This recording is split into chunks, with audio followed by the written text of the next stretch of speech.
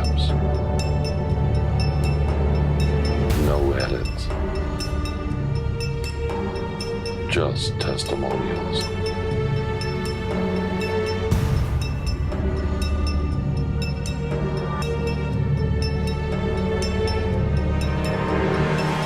What happens when a small sleeping city wakes up?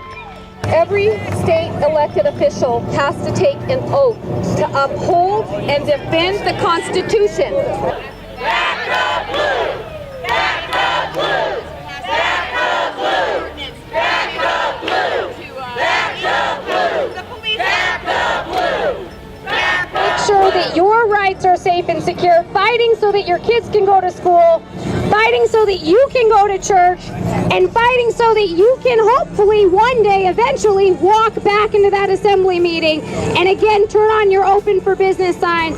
Article 1, Section 6, it says the right of the people to peaceably assemble and to petition their government shall never be abridged. Is it being abridged right now? Yes! What is going on outside right now?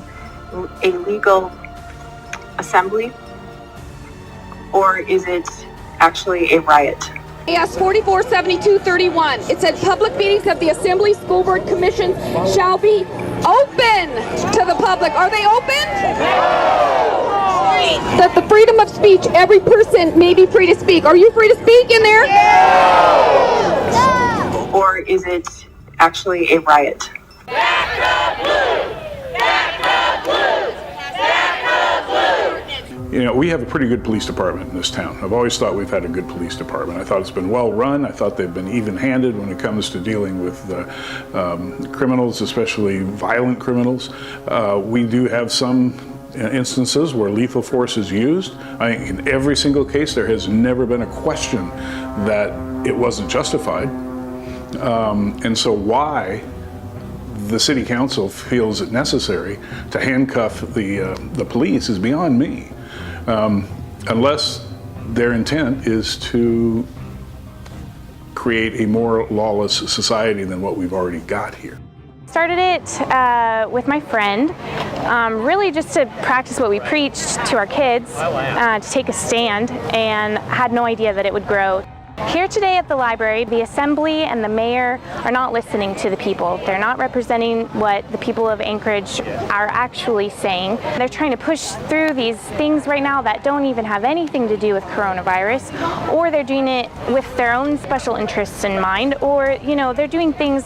The people gave over 25 hours of negative testimony towards this homeless housing bill, and yet it's still on the table. Forcing people into poverty is just as bad as them getting sick with an illness. If you live paycheck to paycheck, if you don't have wealth accrued sitting in a fund that you can live off of for months, you're being forgotten. You're being told that just stay home and we'll take care of you. One of their more recent mandates says no more than 15 people on their premises, and that violates part of my religion, Christianity, because God calls us in Hebrews 10:25 to not neglect gathering of yourselves together. I take an oath as a state senator to uphold and defend the Constitution, and I see the constitutional rights being treaded upon right now. And as elected officials, we swear an oath to the Constitution. That means to uphold, and sometimes you got to step in the gap and defend the people's rights. So I'm here to defend the people's rights. We'll make sure that they hold every elected official, whether it's the mayor, whether it's the governor, whether it's your assembly, your school board member, your state house, your state senator, hold them accountable. Read this Constitution. Read the Declaration of Independence, why we broke away from King George III. Read the United States Constitution and the Constitution of the state of Alaska. Know your rights so they're not tread upon. I would tell them that all of life is a risk, and it is my job to determine my risk that I'm willing to take for my life, not theirs. they are overreaching. It says right in the Constitution of both the country and of the state that we have the state specifically says that we have the right to enjoy the rewards of our own industry. And, you know, is Andy Kreiner being given that right now? No, he's not. He's being denied that right. And the pursuit of happiness. Are we allowed to go take our kids to soccer right now and enjoy, have a happy life? You know, go to weddings and go to funerals and all that makes us human. And they are taking that from us. That's definitely an overreach. Are you being heard? No. Are they listening to you? No. Well, let me tell you, I am, and there are others that are too. All Alaskans, not a Republican, not a Democrat. These guaranteed constitutional rights are for all Alaskans. We had to take a stand. So here we are. I don't even live in Anchorage, but this is my hometown, and I'm here to support my friends and family. I do think there is a disconnect between the local government and the state government and how they're handling things. Governor Dunleavy does not have these restrictions imposed on small business owners and then indirectly affecting the population. Here in the municipality of Anchorage, that's different. Because I feel that they believe that they are leaders of a community versus representatives. And that is to start actually representing the people for whom they serve. The most frustrating to me is the fact that the people that are doing this, the government officials that are doing this, not a single one of them has lost a dime of pay. Not a single bureaucrat anywhere that I'm aware of. It may be happening, but I'm not aware of it. Has not lost a single dime of pay. And so, where is the shared sacrifice? There is none. The sacrifice is totally on the private sector. There's no sacrifice whatsoever in the public sector. In fact, when tax time comes around, I fully expect that they're going to demand that we pay our taxes and we pay them in full, in spite of the fact that they've taken away our means for doing so. I'm not politically correct on any of them. What I'm looking at is they need to understand we're the ones that put them in office. To start with, they work for us, and their power has gotten just a little bit too coagulated with benefits, and I'd like to see their health benefits dropped. I'd like to see them lose their jobs and look for work. I'd like to see them lose their house payments and their per diem.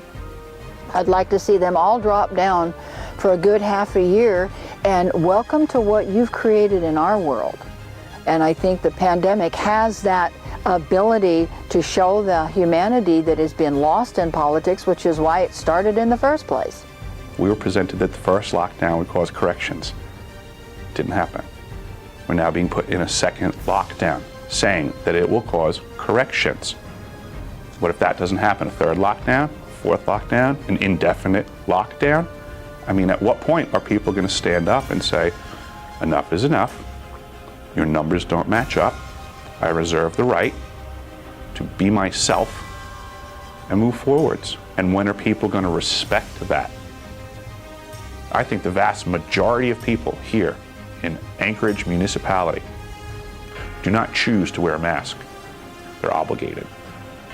And this new mandate violates our religion. So this new mandate essentially violates the very First Amendment to the Constitution, which is crucial to the foundation of America.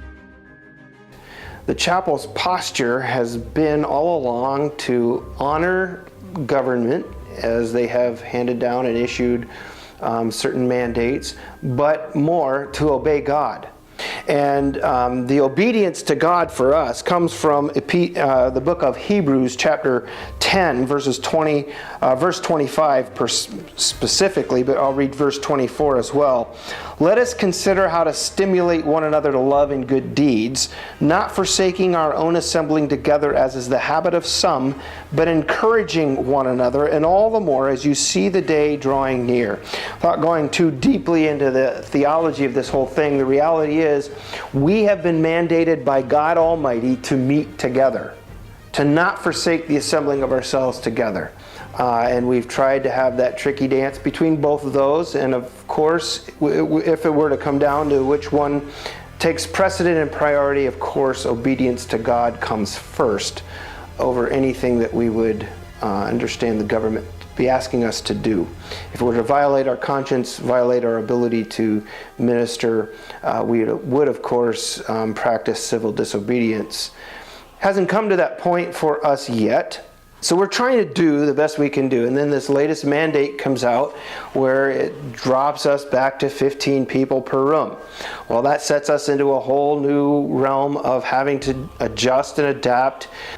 And I know the mayor has used scripture to talk about not bearing false witness, and scripture clearly states that. And I can't speak to what false witness he was talking about, but at the same time, it needs to be recognized we have mandates that are above his mandates and any government mandate to meet together, to assemble together. And we're trying to do that respectful of what we've been asked to do from the government and the healthcare officials of our state and city, but at the same time, honoring God.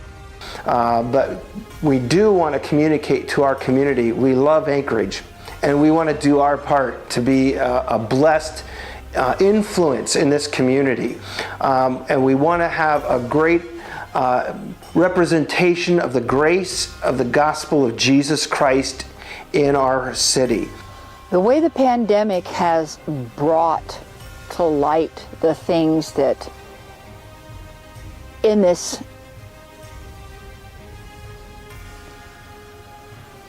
illness that we've known about for a long time. You know, viruses have been with us for hundreds and hundreds of years, and you look at what happened in 1918. The lessons weren't learned. We think of Alaska as an island. Well, it isn't. We are as exposed as the lower 48 because of the people and what they've decided to do within the bounds of our state. And when the virus hit, the effect it had on me was, what? So what do you do with the what? Do you go ahead and panic? Or do you look at what it is? Or do you start searching out the answers? For me, it was an answer. I had to find out, okay, how is this going to affect me and my health? What's it going to do to the family? What's it going to do to people? How can I affect others with the virus and stop the panic that I started to feel? And so I don't understand why we are still in this state of panic. And it's just, I don't know. I have a friend who's deathly afraid of going anywhere because he's older than me, he's got heart. And that's the narrative that's been pushed, is that if you get COVID, you're going to die. There's just no two ways about it. And it couldn't be further from the truth. I can't speak to any motive that the local government has right now. I can say that what they have mandated has impacted a lot of folks more than just in terms of health, physical health. It has also impacted people in terms of mental health. And that separation and isolation from one another, God did not create us to live as islands. He did not create us to live in absence of relationship, face-to-face, one-on-one relationship, physical proximity to each other. So I know that many of you are really concerned about how it's impacting personal lives, separation, the isolation, the loneliness, the depression. You don't have to look too far to the news to see the accounts that this thing has caused a very, very tragic amount of mental anguish for people. The suicide rates going up, depression rates going up, counseling for those particular areas seem to be an upward trend because of what's going on in the isolation and the despair. Was with the company for 8 years. It's one of the native corporations, and they eliminated the entire department. So it wasn't just me, it was 3 other people that got laid off at the same time. But actually, I survived the first round of layoffs, and so I wasn't really surprised that it was coming. It's always a shock, but I wasn't really surprised.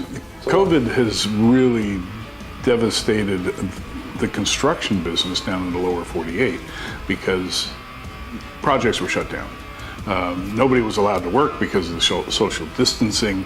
There was funding that was pulled, and redirected, and so there was no work coming in, and it eventually just dried up. Up here, it was the oil prices that were depressed to the point where there's just no work up on the North Slope, and so a lot of our Alaska business is based on or dependent upon the oil industry, and there just wasn't any work. So they held on as long as they could. I fully believe that, and it just got to the point where they had to make cuts so they could survive as a company. In the winter months, the early part of the season, where I really don't make that much money anyway, because we're kind of getting over that lean part, getting ready to get feast or famine when it comes to seasonal tourism here in Anchorage. So what would I do? So what ended up happening is I had no choice. I had to close down. I, in fact, literally had no choice because I was given an eviction notice, and the judge took both my home and my business of 10 years, and I was done. And I just couldn't stay afloat. I couldn't bail myself out after 6 months of waiting for this money that's supposedly checks in the mail kind of a thing. What are you supposed to do? You can't. At some point, you got to kind of move on, And it was hard at first to let everything go, but what else was I to do? There was no money. We had some unemployment. We had to wait 3 months, 2 months, 3 months, something like that, just to get the unemployment. And then that ran out. And now I'm down to $133 a week. That's what I live off of, and I'm basically homeless. Oh my gosh, the emergency orders, they've got to stop. I mean, they've got to stop. We do not have a crisis. We've got 38 people in the entire state that's hospitalized. I mean, the thing that is most aggravating about this whole thing is that we were told in the beginning, 2 weeks. We just need to shut everything down so we can slow the spread of this virus. For 2 weeks, flatten the curve. Well, we flattened the curve. I mean, we stomped the heck out of the curve. But then it was the goalposts started shifting. Then it was, well, we can't allow it to spread any further. We have to stop the virus. So it's not just a matter of flattening the curve. Now we got to stop the virus. Well, you're not going to stop the virus. And you're not going to stop it by picking and choosing who gets to stay open and who doesn't. And you sure as heck are not going to do anybody any favors by ruining an entire economy. I mean, what has happened in this town and what is happening in cities all over the country is just sad, and it's devastating because people are not allowed. I was doing maintenance. I'm a maintenance worker. I have a career in plumbing and in the trades, but most recently my employment was just doing maintenance in storefronts. As of last week, I was informed by my supervisor that I will no longer be employed. What I'm witnessing is it's very effectively being the people put against each other. We were told that the last time signage went up at the stores for the request of masks, simply request, that it was not for the store owners or the proprietors to become the police of the community. But yet that's exactly what happened. I think the best thing that we can do is start with our everyday choices. Vote with your dollar. Support the local business owners that support the rights that you're losing. So when we had Kriners and Little Dipper doing what they were doing, people showed up and supported them, and that's great. But we need to let our voices be heard. Yes, actually, I did go to Walmart, and they got the Gestapo out there at the at the entrance. And they wanted to give me grief about coming in without a mask. And all I did was pull my one inhaler out of my purse, and then she waved me on through. I didn't have to say a word. I just showed it to her, and she said, "Fine, you're good." So that was, nobody has made me leave. My daughter and I actually went out to a restaurant just last week after the mayor mandate. We went to the restaurant. They made us, which was also ridiculous, they made us put the mask on to get into the building, and then they walked us out to their open seating, and then we got to take the mask off. When we were done with our meal, they They didn't make us put the mask back on as we exited the building, which I still don't understand why we had to wear it to get in and walk through their building to the outside eating area, but didn't have to wear it after we had enjoyed our meal and left the building. You know, the whole thing, none of it adds up, none of it makes sense, and yet there's so many people who have no problem, oh, I'm gonna put the mask on, and then they gotta be like little Gestapos, you ain't got a mask on. One of the things I'd change if I was mayor, I'd get rid of that. I'd drop all the emergency orders. I'd say, you know, let's get back to work. You know, if you feel like you gotta wear a mask, but I'm not going to mandate it. And I think, you know, do what you think you need to do to protect your health, but the rest of you, get back to work if that's what you want to do. There's boarded up businesses all over Anchorage. Boarded up, no more doing business. My friends at Urban Sushi, right a block away from me, she couldn't handle it. She couldn't wait any longer. She had to close up. She closed up first from all of us. The restaurant to my right, they just simply didn't open at all. They're not going to open until next year. They're in a little better position. They're able to do that. I, of course, you know, wasn't in that type of a position to do so. And there was at least 3 or 4 within 1 block radius of me that closed down. And I know so many others, especially the mom and pop tourism companies that work out of their home or work out of other people's studios or things like that they don't have a brick and mortar downtown. They got hit really hard. And there's a lot of them that are not coming back just because of it. See this big pile of cash that's supposed to be used to help, you know, people like restaurant owners that are out of business or soon to be out of business because they can't work, because they can't have customers, because they can't work their business model. And people who are behind on their rent, it's supposed to help those folks. It's supposed to help the people who are directly affected by COVID, not by homeless shelters for people who, you know, don't have a desire to become part of the society. This pandemic has taught me to back up and look around at what this world has come to in its selfishness, in its self-centeredness, in its me, I. It's taught me to look around and say, how can I protect myself? But in protecting myself, how can I set an example to others? I'm not going to say it made me afraid. It made me concerned about those more helpless than me. And I think the pandemic has brought out an awakening, a blinking of the eyes going, okay, so much for the security of our home, so much for the security of our jobs, so much for the security of the school as the right place to send our kids during the day because we work. I don't have any kids right now. My kids are up and gone. My grandkids are mostly out of school now, so I don't have a dog in that fight, really.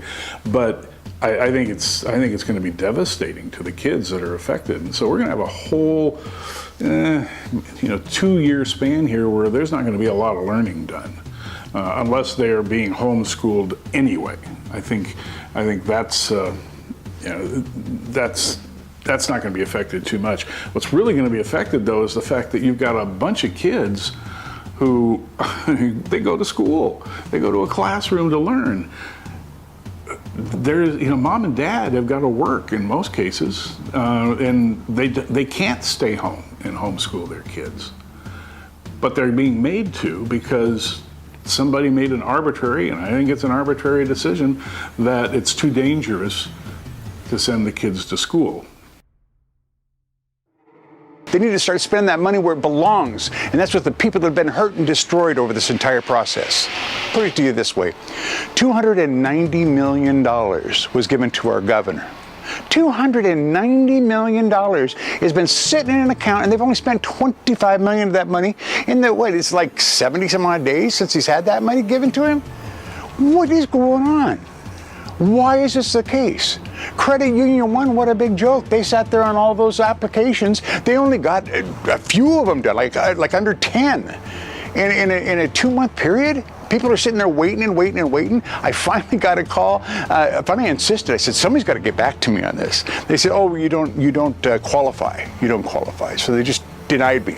So now I have to go through the state on it. So the right hand doesn't know what the left hand's doing. And even that just basic humanity, basically caring about your fellow Alaskan, whatever happened to that? Where has that all gone to? You're destroying people's livelihoods. You're killing people here. And you have the audacity just to ignore us, to not say anything about it, and act like everything's getting much better. You know, my granddaughter came up from Idaho a month ago. She's 10 years old. She came to the house and she had a mask on, which infuriated me. And she said, "Air hugs, Nama." And I said, "Well, we don't do air hugs around here. You get in these arms and you give me a hug. And remove that mask because I need to see your beautiful face." And she did. She gave her Nama a good hug, and you know, she's going home next week, and I intend to spend more time with her. But it won't be wearing masks, and it won't be air hugging, because that is absolutely ridiculous. Salvation Army found out that I didn't have any food, and they were there. They were right here, and now I get food. I've had strangers on the internet find out about me and show up with food and drop it off. I've had amazing people out there that have nothing to do with the government help those like me. This is what the government needs, the officials need to look at is, doesn't matter what it costs, I've paid my taxes, I've been working since I was 11 years old, honey. I've paid for this care. I've paid to have the right to speak up and say, you're not doing this right. You're selfish, you're self-centered, and it's about time that you pull your big girl panties up and you started taking care of business, because officials, come election, I don't think you're going to be going back to the House. That's one of the things we want to communicate about life in Christ. We have hope. We have hope beyond this thing. This doesn't own us. This pandemic doesn't own us. There's nothing new here, nothing strange here. This stuff has been happening. There have been way worse pandemics in our world in its history. This is a small thing in terms of numbers, a big thing in terms of impact for those whose lives have been directly impacted and have lost loved ones. And it goes beyond that, even to the loss of connection with loved ones. Those are tragic realities, and we're living those now. But in the scope of overall things of this world, this is just another manifestation of our fallenness. My uncle passed away end of April, and it wasn't because of COVID. He had a heart attack at home out in the valley, and my cousins, one of them had to fly up from the States, and they put her in a 2-week quarantine. You know, it was April and things were kind of crazy. And so now everything is postponed till next year. We haven't been able to bury my uncle. We haven't had any family get-togethers in honor of my uncle. And the girls, my cousin had to go back to the States, and I don't know, she'll come back next year, I guess, if they let us bury him then, which to me, that whole thing is messed up right there. When they had, 7 funerals for a felon named George Floyd, and they did all of this, huge gatherings for George Floyd, and our little family can't get together and bury our uncle? What is wrong with this picture? I honestly think we're just going to have to let this thing take its course, and it's going to kill off a few people, but I don't know what else to do. We can't sit here and live in fear, and we sure the heck can't sit there and close down our entire livelihoods and our whole lives just to protect ourselves from the unknown. You're going to have to, at some point, let nature take its course, and it's not going to be nice. And maybe it's me that goes because of that. But the thing is it's just got to happen. It's what's got to happen. We can't stay hunkered down inside of our houses for the rest of our lives, or hiding from everything behind a mask for all of our entire lives. We're going to have to let it take its course at some point. But like we all said, I sure miss my hugs. I miss the communication that we've had. But then you have to, again, within yourself, step back and say, why is the one-on-one a most important thing to you? That's a self thing. There's a difference between selfish and selfless. One little word, one letter. This is a test for us and our humanity. So I've realized that to pass this test, I have to pay all attention to all the challenges that are coming at me, and then I have to act accordingly to protect you, to protect anybody else that I come in contact with. I would ask people to please respect each other's freedoms. Please respect that other people make different decisions, and if we do not empower others to live their lives, if we won't stand up for other people, How can we ask other people to do that for us? I take an oath as a state senator to uphold and defend the Constitution, and I see the constitutional rights being treaded upon right now. And as elected officials, we swear an oath to the Constitution. That means to uphold, and sometimes you got to step in the gap and defend the people's rights. So I'm here to defend the people's rights.